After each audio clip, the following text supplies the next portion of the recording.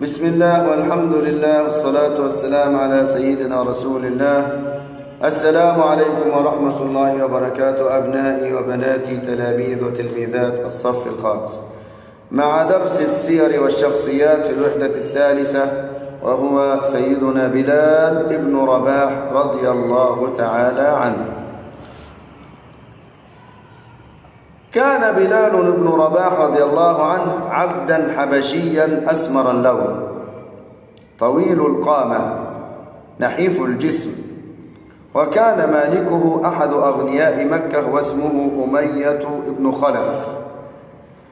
حين سمع بلال رضي الله عنه ببعثة النبي صلى الله عليه وسلم أسلم من فوره، فأصبح من الصحابة الأوائل. لكن سيده أمية بن خلف كان يضربه ويؤذيه بشدة بسبب إيمانه لإجباره على ترك الإسلام.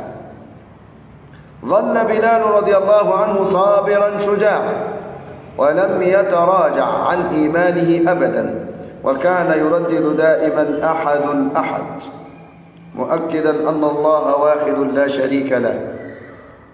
رأى الصحابي أبو بكر الصديق رضي الله عنه ما يحدث لبلال رضي الله عنه من تعذيب، فاشتراه من سيده واعتقه، أي جعله حرا، وبذلك تحرر بلال رضي الله عنه من العبودية. هاجر بلال رضي الله عنه مع المسلمين إلى المدينة المنورة، وشارك في جميع الغزوات مع رسول الله صلى الله عليه وسلم، وكان يحب النبي حبا شديدا.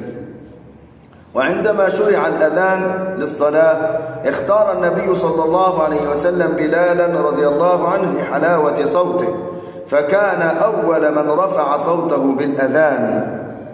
وفي يوم فتح مكة أذن بلال فوق الكعبة المشرفة، وكان ذلك مشهدا عظيما.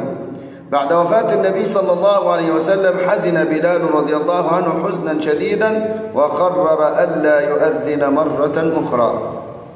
شارك بلال رضي الله عنه في فتح الشام، وبقي بها إلى أن توفاه الله وعمره حوالي 60 عاما، وكان يردد في مرضه الذي مات فيه: غدا نلقى الأحبة محمدا وحزبه.